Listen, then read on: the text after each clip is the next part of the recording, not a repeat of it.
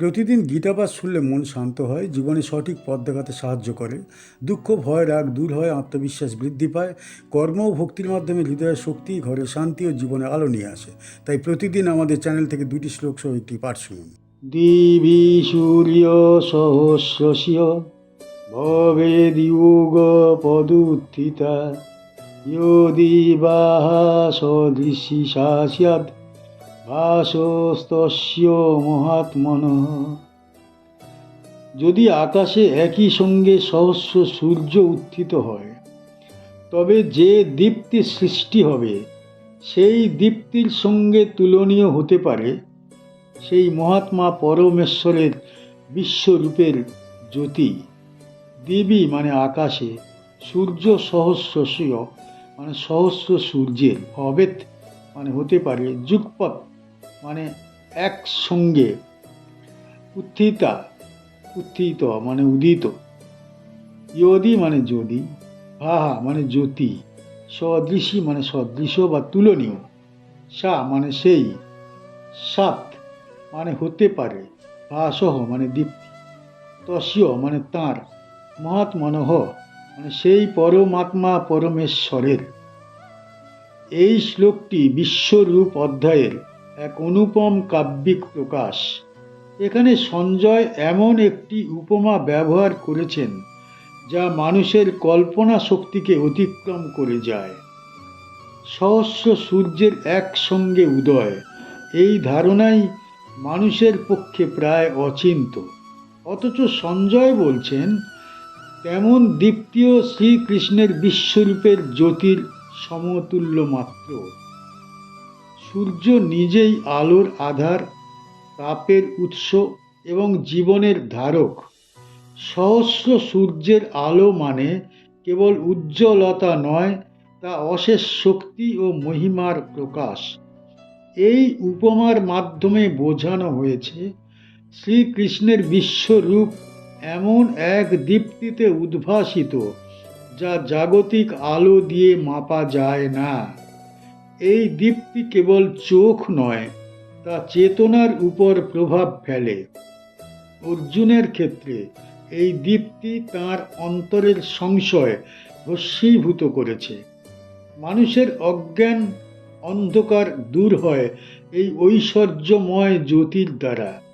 এই শ্লোক আমাদের শেখায় ঈশ্বর জ্ঞান রূপ আলো, যা অজ্ঞানতা দূর করে, ধর্মপথে পরিচালিত করে। মহাত্মা শব্দটি বিশেষ তাৎপর্যপূর্ণ। শ্রীকৃষ্ণ কেবল শক্তিশালী নন, তিনি মহাত্মা, যার চেতনা অসীম, যার করুণা সর্বব্যাপী। তার দীপ্তি শক্তির প্রকাশ হলেও তা কল্যাণময়। এই উপলব্ধি মানুষের মনে ভয় নয়, বরং শ্রদ্ধা ও আত্মসমর্পণ সৃষ্টি করে। এই শ্লোকটি সঞ্জয়ের বর্ণনায় বিশ্বরূপ দর্শনের চূড়ান্ত বিস্ময় প্রকাশ করে। ধৃতরাষ্ট্রকে বোঝানোর জন্য তিনি এমন উপমা গ্রহণ করেছেন যা রাজাকে স্পষ্টভাবে জানিয়ে দেয় এই দৃশ্য মানবীয় সীমার বাইরে।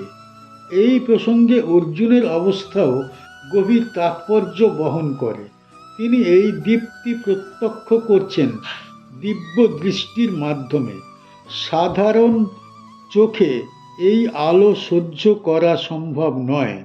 এটি প্রমাণ করে ঈশ্বর দর্শন কেবল বাহ্য দৃষ্টির বিষয় নয়, বরং তা অন্তর্দৃষ্টির বিষয়। এই শ্লোক আমাদের জীবনের জন্য গভীর শিক্ষা বহন করে।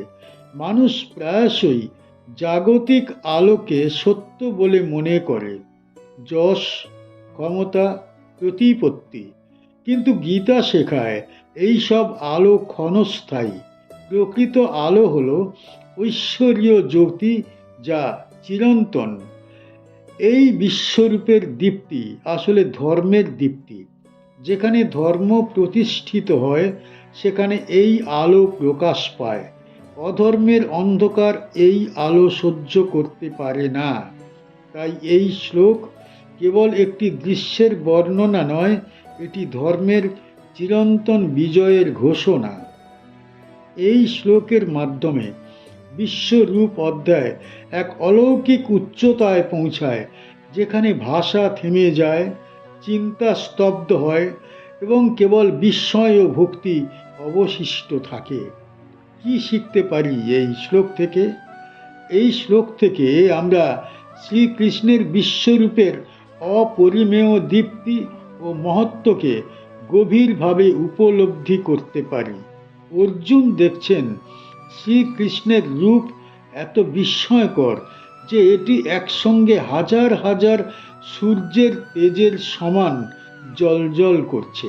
এখানে প্রকাশিত হয়েছে ঈশ্বরের মহিমান্বিত আভা, যা শুধু দৃষ্টিনন্দন নয়, বরং সর্ববিশ্বকে আলোকিত ও নিয়ন্ত্রিত রাখে।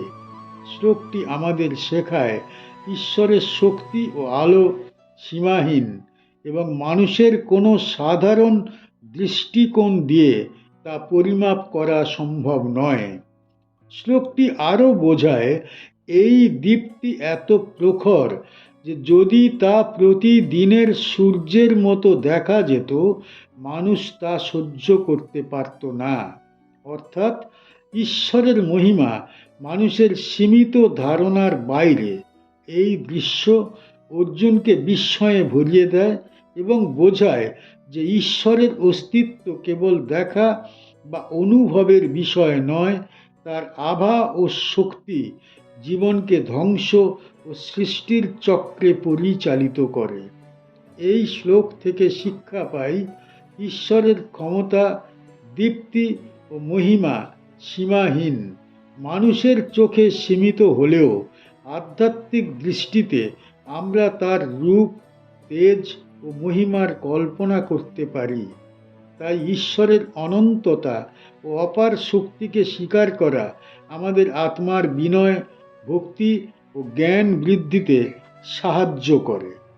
তত্রৈকস্থম জগৎকৃৎস্নম প্রবিভক্তম মনে কধা অপশীয় দেব দেবস্য শরীরে পাণ্ডবস্তদা।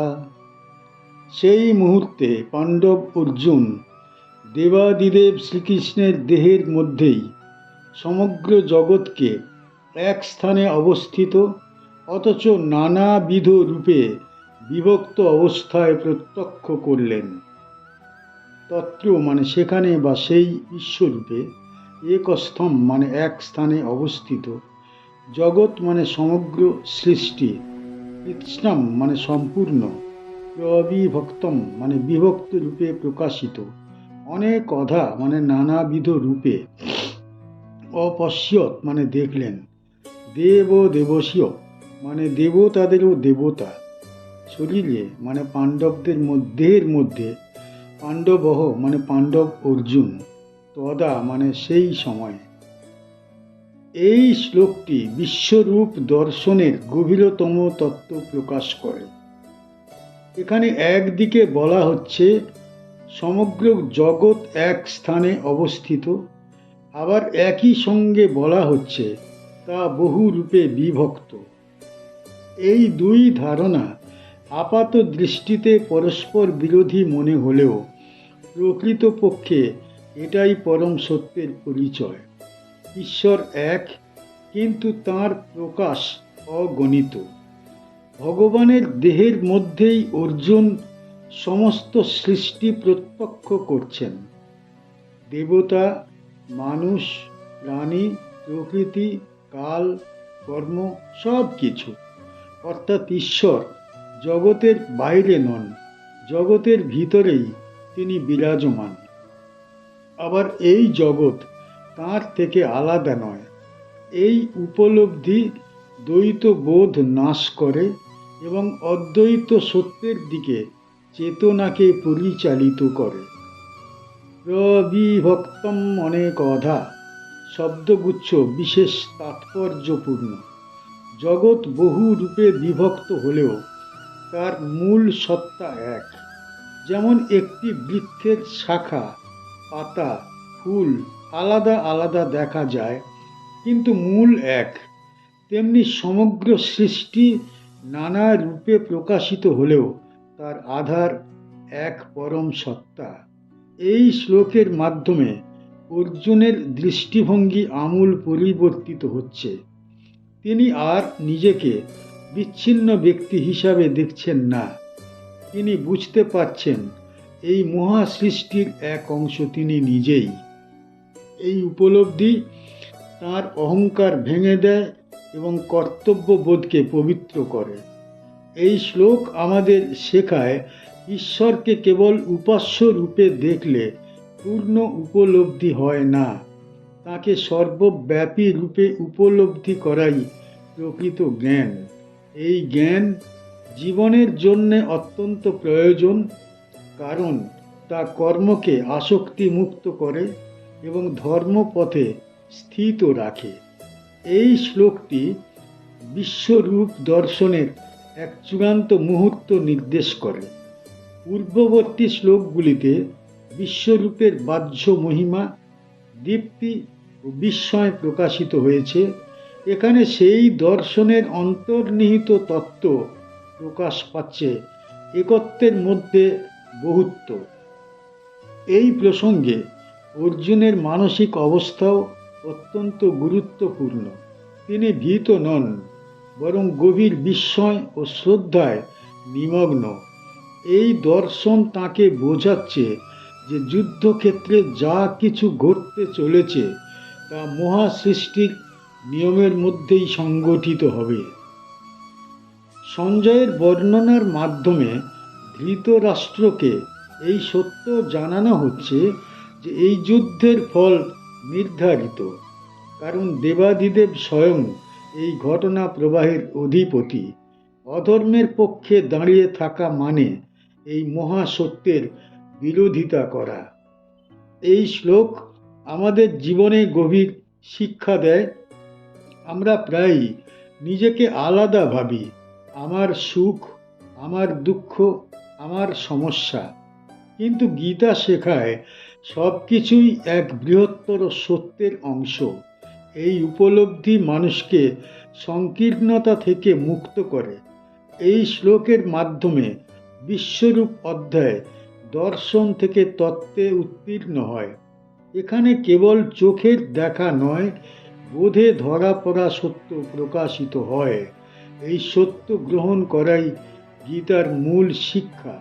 একত্ব বোধে প্রতিষ্ঠিত হয়ে ধর্মপথে অবিচল থাকা। কি শিখতে পারি এই শ্লোক থেকে?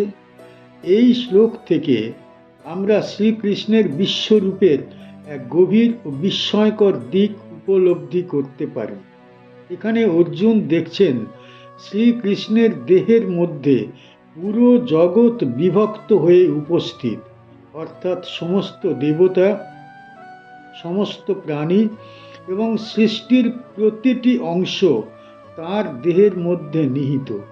এটি আমাদের শেখায় যে ঈশ্বর কেবল এক ব্যক্তি বা এক সীমিত রূপ নন, তিনিই সমস্ত সৃষ্টির মূল এবং আধার।